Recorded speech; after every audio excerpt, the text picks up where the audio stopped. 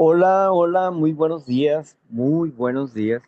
Mi nombre es Víctor Javier y estamos aquí para reflexionar en las cosas que Dios nos da para recordar siempre, porque tendemos a olvidarnos de, la, de lo que Dios nos dice. Nuestra memoria es muy frágil y no todas las cosas se quedan en nuestras mentes, por lo menos no en la memoria presente, ¿verdad? Bueno, pues ahora tenemos a Marla que va a estar coordinando el día de hoy aquí en Foro de Libre Expresión, Palabra en Acción, un foro fuera de serie. Y pues vamos a estar hablando del Evangelio de San Juan en el capítulo 17.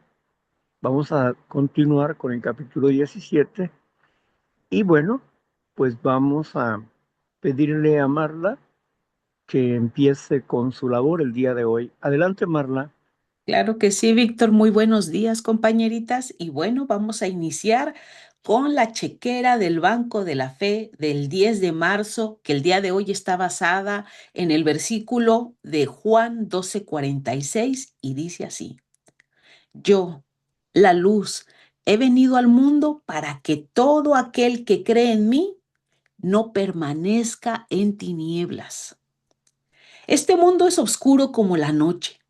Jesús ha venido para que por fe tengamos luz y no permanezcamos por más tiempo en la tenebrosidad que cubre a todo el resto de la humanidad. Todo aquel es un término muy amplio. Quiere decir ustedes y yo. Si confiamos en Jesús, no permaneceremos más en la oscura sombra de la muerte, sino que estaremos en la cálida luz de un día que no terminará nunca. ¿Por qué no salimos a la luz de inmediato? Una nube se puede cernir algunas veces sobre nosotros, pero no permanecemos en la oscuridad si creemos en Jesús. Él ha venido para proporcionarnos abundante luz del día. ¿Vendrá en vano? Si tenemos fe, contamos con el privilegio de la luz del sol, debemos gozarlo. Jesús ha venido para liberarnos de la noche, de la depravación natural, de la ignorancia, de la duda, de la desesperación, del pecado y del terror. Y todos los creyentes sabrán que Él no viene en vano, como tampoco lo hace el sol que sale y esparce indefectiblemente su calor y su luz. Arroja con una sacudida tu depresión, amado hermano. No permanezcas en las tinieblas, sino habita en la luz. En Jesús está tu esperanza, tu gozo, tu cielo. Míralo a Él y únicamente a Él. Y te gozarás como los pájaros se deleitan con la salida del sol y como los ángeles se gozan delante del trono. Ahí termina nuestra reflexión.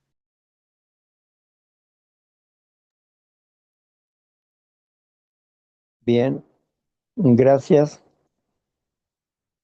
Un día llegué a un hogar y vi a un hombre con una cerveza, a una mujer con un brazo quebrado y su casa sombría. Era de mañana, pero esa casa estaba llena de sombras. A los días, el hombre se ahorcó. Esa casa yo la conocí llena de luz. Cuando el hombre trabajaba y la esposa hablaba de las cosas de Dios y su casa era una casa donde nos reuníamos a compartir la palabra. La luz se había marchado y solamente había un vacío y oscuridad.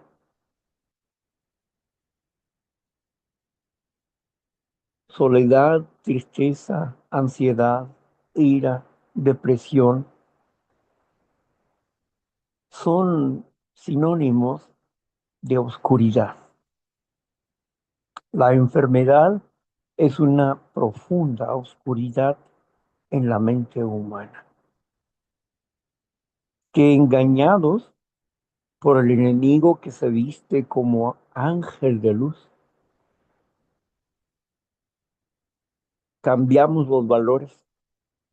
Al egoísmo le llamamos amor y al amor le llamamos sexo o cariño o caricias. Tenemos un concepto muy pobre de lo que es el amor. El amor es luz, esparce a las tinieblas y las tinieblas no prevalecen contra el amor. Cuando nosotros nos vamos recuperando, vamos adquiriendo luz en nuestras vidas y somos faro de liberación para muchas personas. Nosotros mismos somos liberados por la palabra de Dios que alumbra nuestras mentes, que le da luz a nuestros ojos y que hace que nuestra manera de ver la vida sea más coherente en medio de las tinieblas que nos rodean y que el enemigo pugna por destruir nuestra dignidad humana. El enemigo pugna por destruir la obra de Dios en nuestras vidas y solo está esperando que nosotros nos descuidemos para sembrar una semilla de maldad en nuestros corazones. El resentimiento, el dolor del abandono, el dolor de la injusticia, el miedo del celo, el miedo de la preocupación, el miedo de la ansiedad, la lujuria, la gula, la codicia, la avaricia, todos esos síntomas de oscuridad, de enfermedad mental y emocional estaban en nuestras vidas. Hoy podemos decir que tal oscuridad no está en nuestras vidas, que alumbramos, aunque a veces nuestra luz se torne opaca. Y opaca porque somos como los quinqués que tenían una pantalla de vidrio y se ahumaban y se oscurecían. Y había que limpiar ese quinqué para que la luz alumbrara con mayor claridad. El pecado es como eso, opaca nuestra luz, ahoga la luz de Dios dentro de nosotros, porque la ceniza del pecado va ensuciando la pantalla que nos ayuda a alumbrar con mayor fuerza.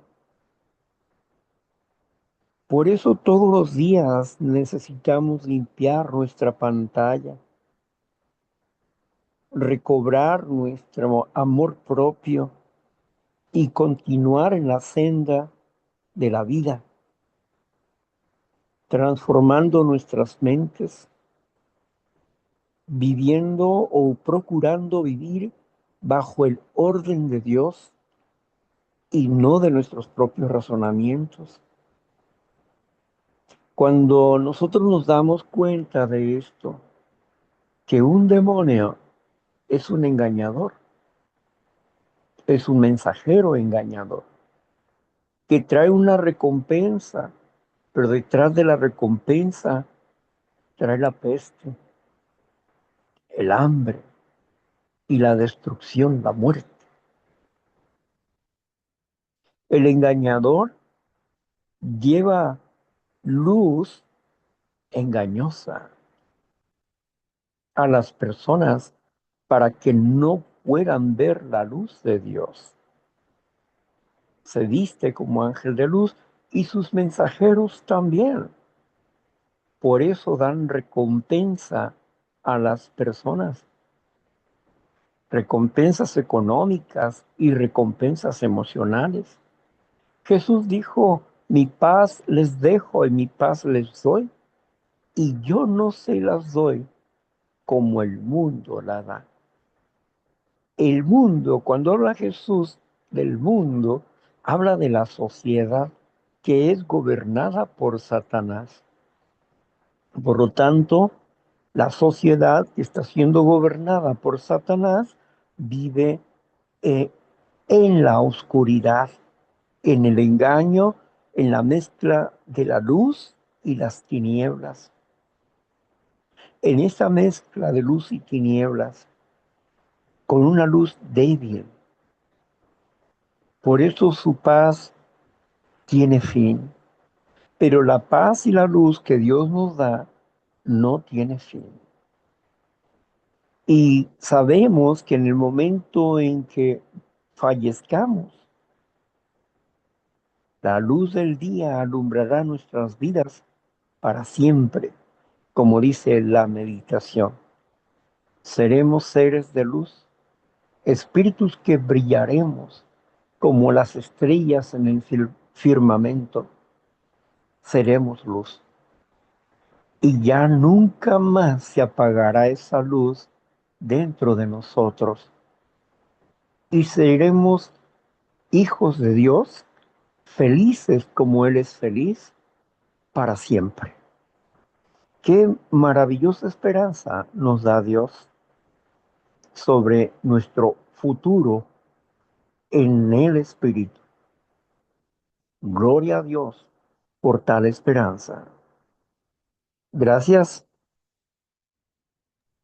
Muchas gracias a usted, Víctor. Y bueno, ahora sí vamos a pasar con la lectura del día de hoy, que es Juan 17, y nos quedamos la semana pasada en el versículo 3, pero le voy a leer el 1 y el 2 solo para que recordemos de qué nos habló el compañero Víctor la semana pasada. Y dice así: estas cosas habló Jesús, y levantando los ojos al cielo dijo: Padre, la hora ha llegado. Glorifica a tu Hijo para que también tu Hijo te glorifique a ti, como le has dado potestad sobre toda carne, para que dé vida eterna a todos los que le diste. Ahora sí, sigue el versículo 3 y dice así: y esta es la vida eterna, que te conozcan a ti, el único Dios verdadero, y a Jesucristo, a quien has enviado. Yo te he glorificado en la tierra, he acabado la obra que me diste que hiciese. Ahora pues, Padre, glorifícame tú al lado tuyo, con aquella gloria que tuve contigo antes que el mundo fuese. Bueno, Víctor, usted dígame si hasta ahí leí 3 versículos o quiere que lea un poco más. Hay un párrafo un poquito más largo. Bueno, vamos a retomar eso último. Di- Glorifícame Ujú. con la gloria que tenía antes de que el mundo fuese. Antes de que existiera la humanidad, antes de que existiera la tierra, las estrellas, el sol y todo el universo, desde el principio. Cuando dice Juan, en el principio era el verbo, y el verbo era con Dios, y el verbo era Dios. Juan nos enseña el Génesis, el principio de todos los principios, el génesis de los génesis, el comienzo. Ahí podríamos ver a dos personajes de luz, radiantes como el sol, como dos estrellas únicas en medio de la nada. ¿De dónde vino, de dónde vinieron esas dos estrellas en medio de la nada? ¿Cómo resultaron ser en el universo? No entendemos. No tienen origen y no tienen fin. Esos dos seres de luz, el Verbo y Dios, no tienen origen, no tienen fin. Y esto lo estima el apóstol Pablo en Hebreos, donde nos habla de Melquisedec en el capítulo 7 de Hebreos, donde nos dice pues acerca de que Melquisedec, rey de paz y justicia, y que este Melquisedec no tiene principios de día ni fin. Está hablando del verbo de vida, el sacerdote Melquisedec. Sí, Sem, el hijo de Noé, Sem, representaba a Melquisedec, representaba a Jesucristo en la tierra, representaba al verbo de vida en la tierra, en el principio era el verbo, representaba al verbo en la tierra, pues Jesucristo todavía no había llegado. Así que este sumo sacerdote que le dio el diezmo, que Abraham le dio diezmo a él, y que Pablo dice, aún le dio el diezmo a él porque aún estaba en los lomos de su padre.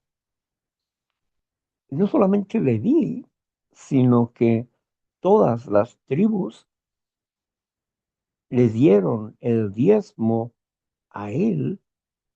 ¿Por qué? Porque estaban en el lomo de sus padres. Pero aquí dice él Leví. ¿Por qué Leví? Porque era el sacerdocio, un sacerdocio físico. Pero él decía, aquí vemos esto. Veamos cuán grande era este Melquisedec, rey de Salem. Este Melquisedec es el verbo de Dios. El mismo que dice el apóstol Pablo cuando nos habla, tengamos la misma actitud de Jesús, de Jesús, que siendo igual a Dios no se aferró a eso, sino que despojándose absolutamente de toda su deidad, se hizo humano. Y es muy interesante lo que hablan, porque nos dice que despojándose de toda su deidad, de toda su gloria, poder y deidad, se hizo humano. ¿A través de qué se unió este verbo de vida? ¿A través de qué se unió a María? A través del Espíritu, de la energía, la fuerza, el poder de Dios. La personalidad misma de Dios se unió en María y le fertilizó. ¿Quién estaba entonces en el vientre de María? El verbo de vida. No estaba el Padre. El Padre apoyó la función. Una vez que Él se despojó de todo su poder y deidad y se hizo tan pequeño como la cabeza de un alfiler, tan pequeño así, que se unió a María. Sí, el Verbo fue quien fertiliza a María, porque el Verbo va a nacer en María. Y es interesante esto porque si el Verbo habría de nacer en María, el Verbo, una vez siendo Jesucristo, habría de ser engendrado por el Padre. Y habría de ser engendrado por el Padre en el bautismo, donde el Padre le da de su Espíritu Santo, abriendo el mismo proceso que tenemos los seres humanos, que recibes del bautismo el perdón y el Espíritu de Dios. Y empezamos a tener autoridad para llegar a ser hijos e hijas de Dios dentro de ese proceso. Por eso el Señor Jesús, una vez cumplida su objetivo, el sacrificio y la resurrección, Él explica, le dice a Dios, devuélveme la gloria que tenía contigo antes de venir aquí. Habla de la preexistencia del Verbo, de la preexistencia de Cristo Jesús. De eso está hablando en esta parte. Aquí Él está en carne y hueso, platicando con los apóstoles y orando al Padre por volver al mismo sitio de donde vino, regresar. Y nadie subió al Padre, sino el que descendió del cielo. Nadie subió al cielo, sino el que descendió del cielo, que está hoy en el seno del Padre. Es el único que ha sido transformado en un ser espiritual e inmortal.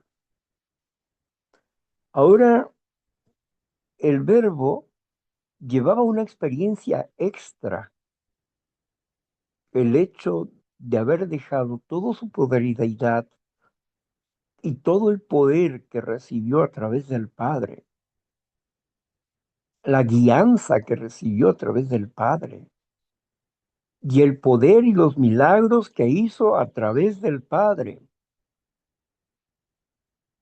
El Padre hizo los milagros a través del Señor Jesucristo, porque Él no era hombre Dios, era un ser humano como nosotros.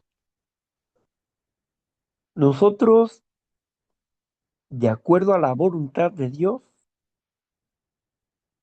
el Espíritu trabaja en nosotros y da sanidad a las personas a través de nosotros, da liberación a las personas a través de nosotros.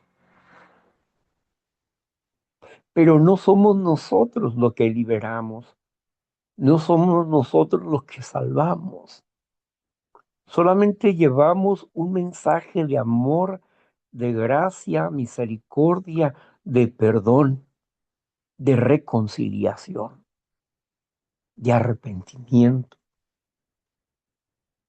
Es el mensaje que llevamos a todas las personas a través de los 12 pasos de recuperación, como a través de su santa palabra. Es por eso que es importante para nosotros desarrollar esta nueva personalidad delante de la presencia de Dios para adquirir inmortalidad como Jesucristo humano fue resucitado y glorificado y exaltado y recibió en más grande honra. Y el Padre dijo, también a él adórenlo. En más grande honra tuvo el Señor Jesús por la experiencia humana que vivió siendo humano, con un espíritu humano, y después tuvo que adquirir un espíritu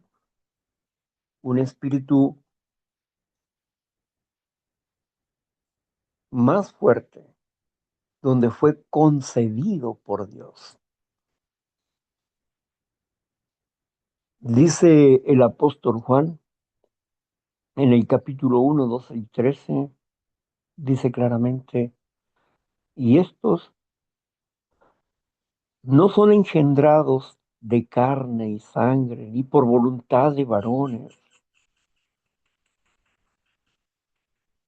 ni por voluntad de hombre, sino de Dios. Somos engendrados por el Espíritu de Dios, del Padre, porque cuando analizamos la Escritura, porque Jesucristo es el mensajero, el que nos da a conocer al Padre.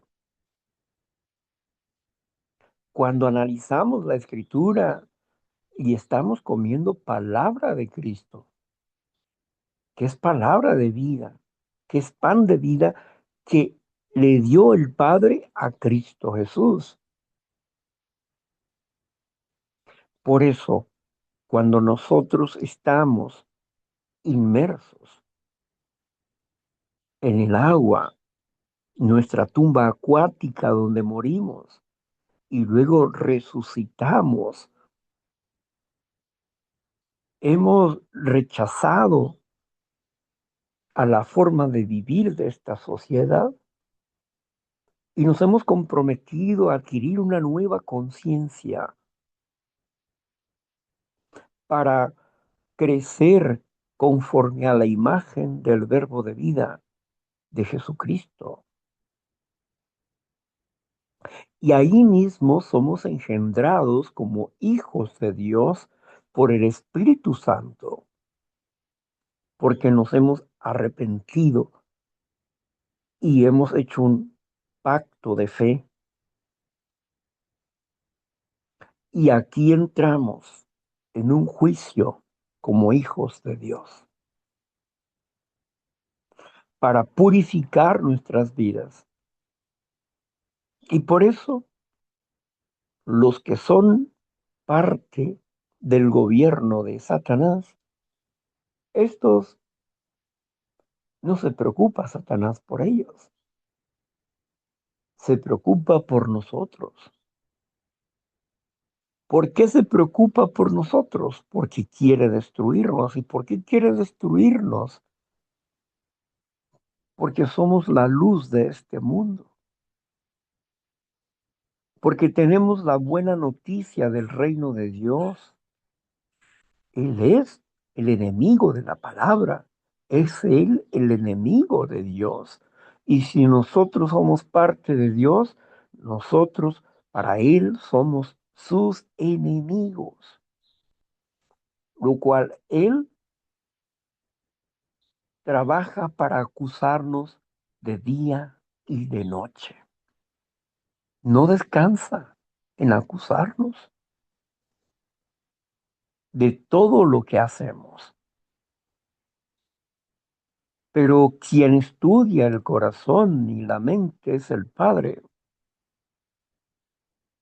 Y quien nos defiende por causa de su sacrificio es nuestro supremo abogado, Jesucristo, nuestro sumo y único sumo sacerdote y no hay otro.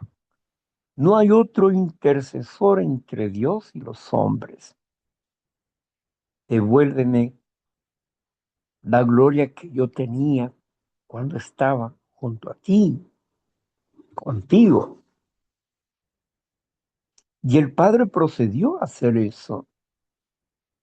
Y hoy Jesucristo está sentado a la diestra del Padre. Me imagino a los dos ancianos. Y digo dos ancianos porque la revelación del Apocalipsis, en Apocalipsis capítulo 1, versículo 13 en adelante, nos habla de cómo es el Cristo glorificado. Y vi a un hombre que paseaba por entre los candeleros con el cabello blanco y la barba blanca, y sus ojos eran como llamas de fuego, y en el pecho un cinturón de oro, y vestiduras blancas hasta los pies, y sus pies eran como de bronce puesto al calor, bruñido, brillante, y su voz era como la de muchas aguas, como retumba el agua, ¿verdad? Cuando llueve uno escucha silbar el agua, pero cuando truena, uno percibe y dice, así escucharía Juan la voz de Dios, con esos estruendos. También así lo escucharon el pueblo de Israel en el Sinaí, cuando Moisés llegó ahí al monte Sinaí. Así lo escucharon, con muchos truenos, y el cerro humeaba, era ardiente, y se les prohibió pasar a la montaña. Todo aquel que subiera a la montaña moriría. El único que iba a subir a la montaña era Moisés, el elegido de Dios. Y así subió Moisés a la montaña, porque el pueblo mismo se lo suplicó diciendo que no nos hable más, que no nos diga más nada. Ve tú y habla con él. Moisés fue un sacerdote, un mediador entre Dios y los hombres, entre el verbo de vida y los hombres, porque ese que se estaba manifestando ahí no era el Padre, era el representante del Padre, el verbo de vida, porque al Padre nadie le vio jamás. Y Moisés vio la espalda del verbo de vida cuando le dijo, escóndete ahí en la roca y yo voy a poner mi mano sobre ti. Y toda mi gloria pasará delante de tu presencia. ¿Por qué la mano? Porque con su mano iba a atenuar el poder espiritual, iba a reducir el poder espiritual que él tenía en ese momento, que iba a pasar delante de Moisés. Y Moisés hizo un cántico glorioso cuando vio pasar a este precioso verbo de Dios, que era el representante del Padre. Por eso algunas veces hablaba como el Padre y otras veces hablaba como el verbo de vida. Es muy interesante poder comprender esta parte para poder leer adecuadamente lo que está diciendo la palabra de Dios. Cuando está hablando como el Padre y cuando está hablando como el vocero de Dios. Cuando habla por el Padre, Él dice, yo soy el eterno tu Dios, que te he sacado de la casa de servidumbre. No tendrás dioses ajenos delante de mí. Yo soy el eterno tu Dios. Ahí, en ese momento, Él está hablando como Dios, como el Padre, no como el Hijo, sino como el Padre. Así que mm, cuando leemos la Escritura podemos entender cuándo habla la roca y cuándo habla el Padre, cuándo es un mensaje directo del Padre para nosotros y cuándo es la roca protectora y nuestras vidas. En el pueblo de Israel se manifestó en una columna, una nube que abarcaba más de 2 millones de personas en el desierto, que por el día les daba sombra y por la noche les daba luz, y se movían conforme el movimiento de la nube. Conforme se movía la nube, ellos iban caminando. Cuando se paraba la nube, ellos descansaban. Qué maravillosa realidad la que ellos estaban viviendo. Pero a pesar de ver toda esa maravilla,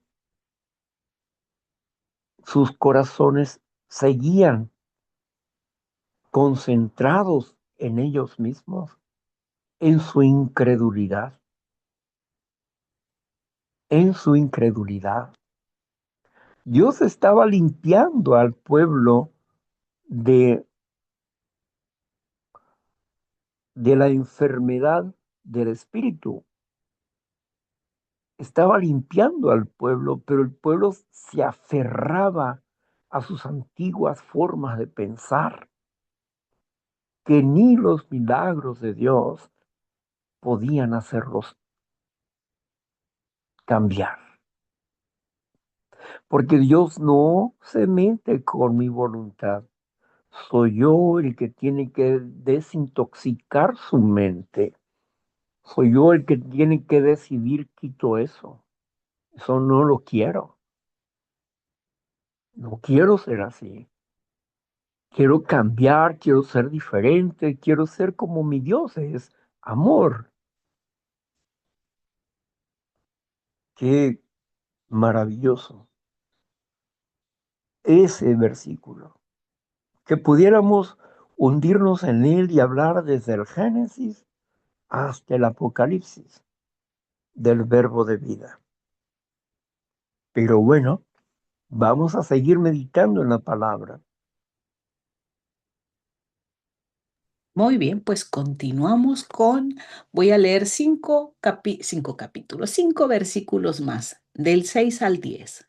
Dice así, he manifestado tu nombre a los hombres que del mundo me diste. Tuyos eran y me los diste, y han guardado tu palabra. Ahora han conocido que todas las cosas que me has dado proceden de ti, porque las palabras que me diste les he dado, y ellos las recibieron, y han conocido verdaderamente que salí de ti, y han creído que tú me enviaste. Yo ruego por ellos, no ruego por el mundo, sino por los que me diste, porque tuyos son, y todo lo mío es tuyo, y lo tuyo es mío, y he sido glorificado en ellos. Amén.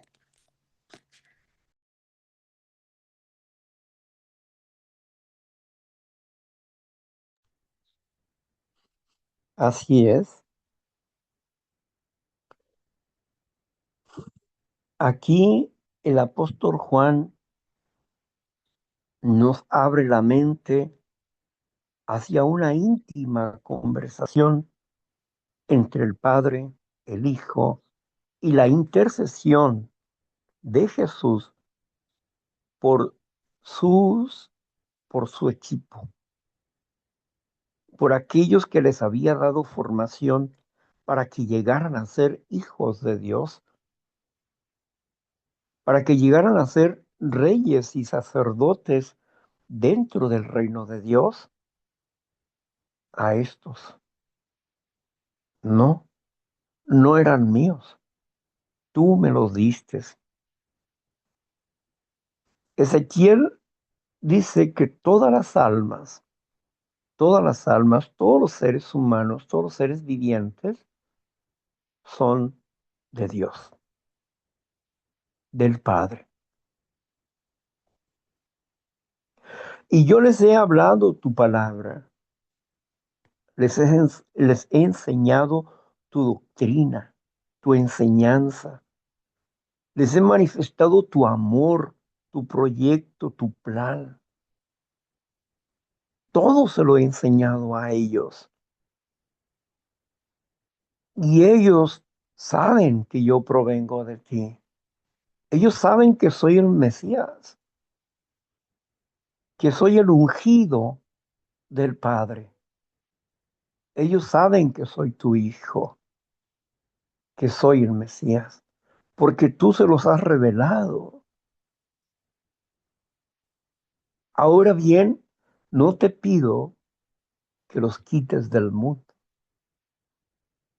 sino que los cuides en el mundo. Jesús sabía que él iba a separarse de sus apóstoles. Por un poco de tiempo me verás, luego no me verás y luego me volverás a ver. ¿Qué es lo que quiere decir este palabrero? Con eso decían los religiosos de su época, porque no comprendían. ¿Acaso se irá con los griegos o se irá allá con las otras tribus? ¿A dónde se irá que nosotros no podamos ir? ¿Y qué quiere decir? Que no le veremos por un poco de tiempo y luego le volveremos a ver. ¿Qué quiere decir con eso? No comprendían que Jesús estaba hablando de su crucifixión, de su muerte por 3 días y su resurrección. De eso estaba hablando Jesús. Y los apóstoles debían de saberlo, debían de comprender esta acción. Por eso está pidiéndole al Padre que los cuide. ¿Por qué? Porque él ya no iba a poderlos cuidar. Durante 3 días y 3 noches, en otras palabras, 72 horas.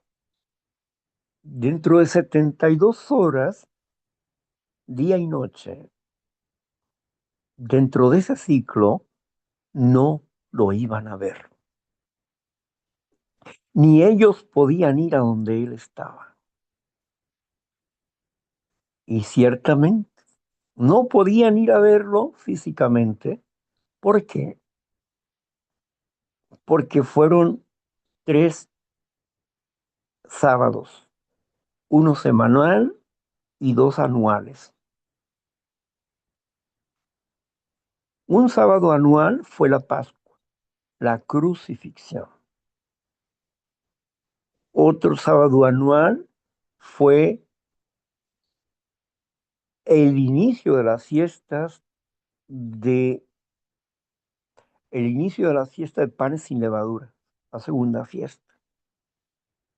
Y el tercer sábado anual, no, semanal, El tercero fue sábado semanal. Este sábado semanal, 3 días. ¿Qué entendemos esto? Sábado anual es una fiesta. Hay 7 sábados anuales, son 7 fiestas. La primera fiesta, la Pascua, el sacrificio de Jesús. Y ese fue el sábado anual cuando lo pusieron en la tumba. Cuando lo mataron, lo pusieron en la tumba. Sábado anual, por la tarde lo pusieron en la tumba. Ahí iniciaba el sábado. Entonces, de ahí fue un sábado anual. Seguía, ¿qué seguía? El sábado del día de los panes sin levaduras. La semana de panes sin levaduras, que significa sin pecado. Luego, después de panes sin levaduras, a los 7 días, bueno, al tercer día, era el día sábado semanal. Por lo tanto, ellos, dentro de la escritura, nos dice que ellos no podían tocar a un muerto dentro del sábado. Ellos no podían tocar a un muerto. Por eso las mujeres vieron de lejos, pero no podían acercarse. ¿Por qué? Porque ya estaban dentro de un sábado y no podían ir a ungirle tampoco. Por eso fue que hasta el domingo llegaron, porque ya no pueden llegar antes. Cuando se acaba el sábado por la tarde, el sábado semanal por la tarde, y que iba a comenzar el domingo, eso es por la tarde, Jesús resucita. ¿Por qué?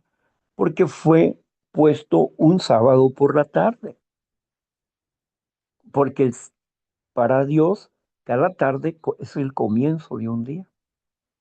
Y comenzó el sábado en la tarde. Comienza el sábado en la tarde, termina el sábado en la tarde.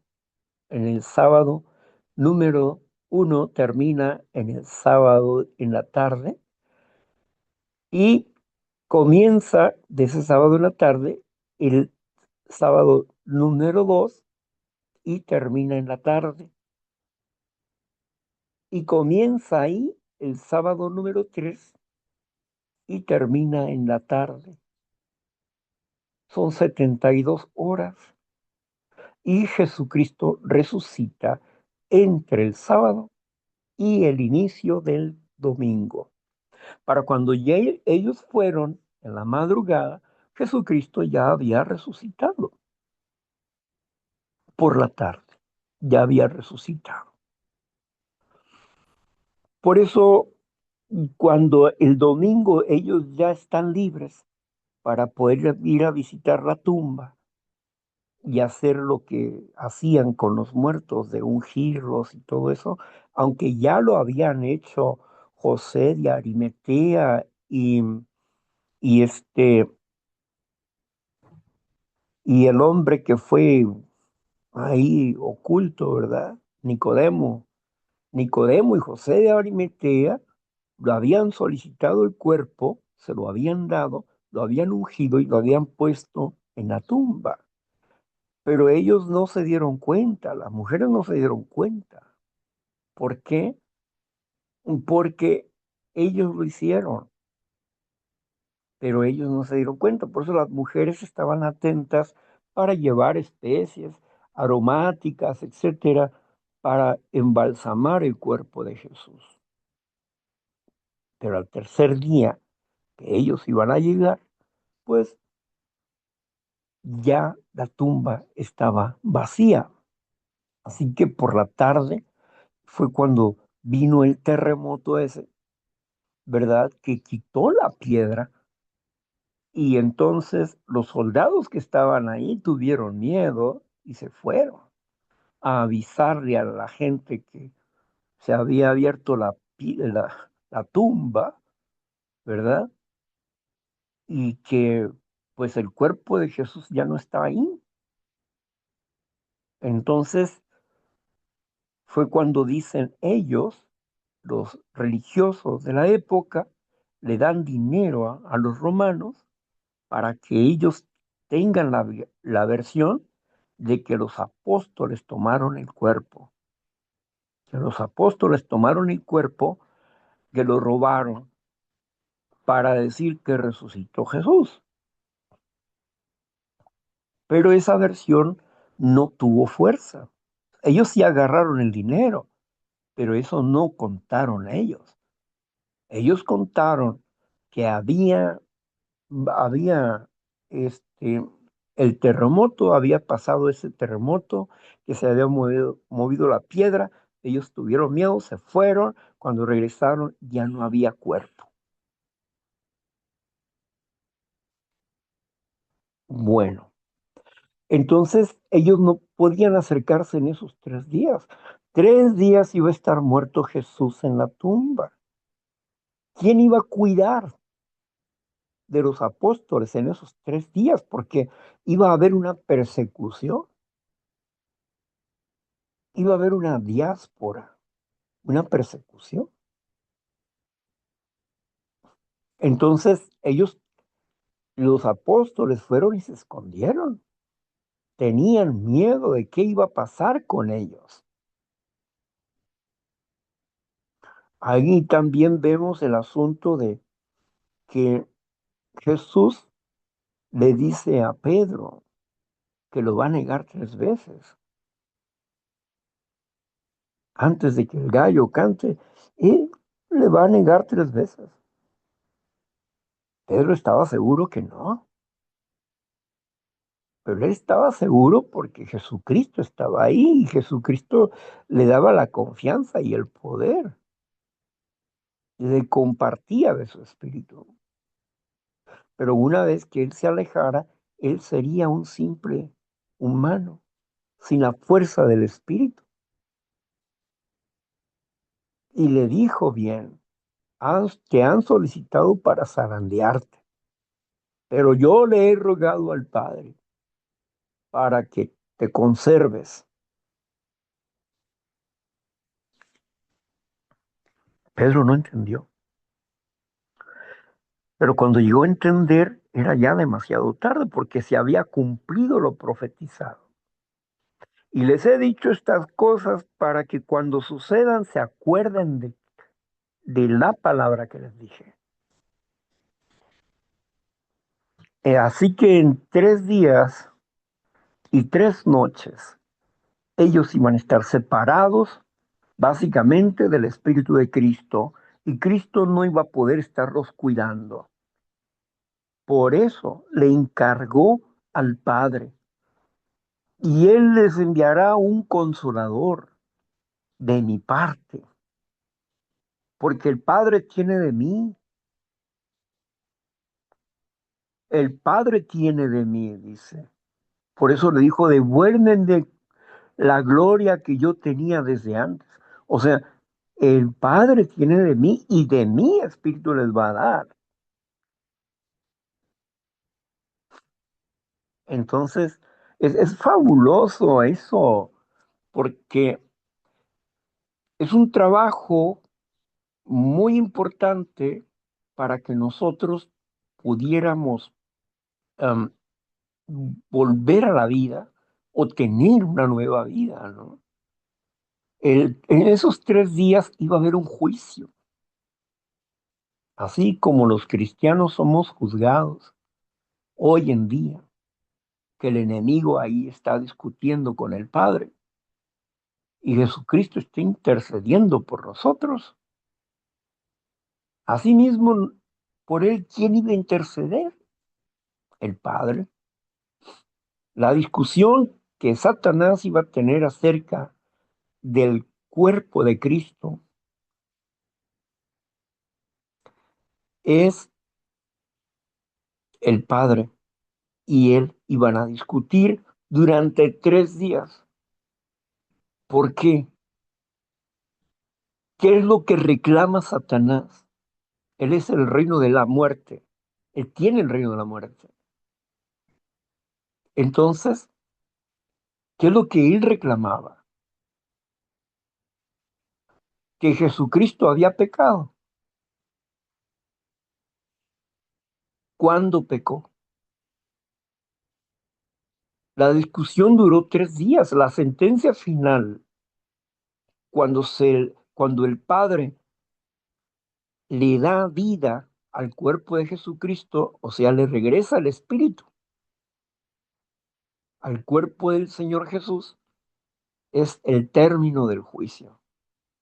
Satanás queda destruido, destituido de su cargo de gobernante en la tierra, pero todavía le queda un poco de tiempo para entregar el reino. Entonces, aquí nos damos cuenta, pues, cómo la escritura nos va enseñando en que el Padre y el Hijo son un equipo de vida. El enemigo quiere que tú y yo estemos muertos, pero Jesucristo venció la muerte en la resurrección. ¿Dónde está, oh muerte, tu aguijón? ¿Dónde, oh sepulcro, tu victoria? No hay victoria. Satanás no tiene victoria. Su veneno es la muerte, pero Jesucristo, muerto, resucitó y volvió a la vida y fue transformado y glorificado de acuerdo a su petición dentro de la oración. Y el Padre estuvo cuidando por 3 días y 3 noches a los apóstoles del Señor, dándoles del poder del Espíritu de Cristo, porque el Padre tiene de mí, lo que el Padre tiene es mío, ¿verdad? Y de lo mío Él les va a dar a ustedes. O sea, Él va a afirmarlos en el mensaje, en el mensaje para que ustedes no caigan. Por eso ellos, los 11 apóstoles, se siguieron unidos. Y aunque ellos estaban perplejos y no sabían qué hacer, cuando Jesucristo es resucitado y dice que me esperen, que yo voy a ir a verlos, cuando le dice a María eso, y ella le dice que lo esperen porque Él va a venir. Y en ese momento, cuando sube al cielo y luego desciende y es glorificado, Él regresa con los apóstoles y entra al lugar donde ellos estaban reunidos temerosos, pensando en volver a ir a la pesca. Pedro dijo, yo me voy a ir a pescar, creo que ya se acabó todo. Pero no, con la llegada de Jesucristo, ellos fueron fortalecidos porque Jesús les sopló de su espíritu para que fueran fortalecidos. El Espíritu de Dios todavía no estaba en ellos. Eso tendrían que recibirlo más adelante en el Pentecostés, en la primera cosecha, Pentecostés. Entonces, en la cosecha temprana le llamaban, ¿no? Y está la cosecha tardía. Son dos cosechas en Israel. Entonces, podemos entender eso, el amor del Señor Jesucristo.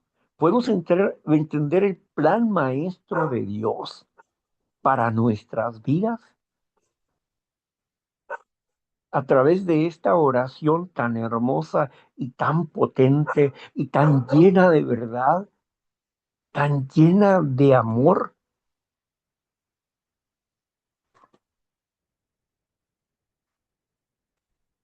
para derrumbar un imperio de maldad y establecer un reino de justicia. qué hermoso es el proyecto que Dios tiene para nuestras vidas, que no solamente es una sanidad emocional, sino que es un desarrollo del espíritu como hijos de Dios, como verdaderos hijos de Dios, nacidos de Dios, con su Santo Espíritu internamente que nos redarguye, nos enseña, nos instruye y nos impulsa en su amor y en su gracia, para que nosotros un día también estemos con Él. Qué maravilloso regalo. Es importante entender este mensaje en la esencia de la realidad de lo que Él nos enseña a nosotros. Qué maravilloso eso. Bendito seas, Padre eterno, y alabado seas por siempre, Señor Jesucristo. A ti sea la gloria y la alabanza, hoy, mañana y siempre, y por todos los siglos de los siglos. Amén. Pues aquí dejamos nuestra reflexión y vamos a continuar. Vamos a continuar.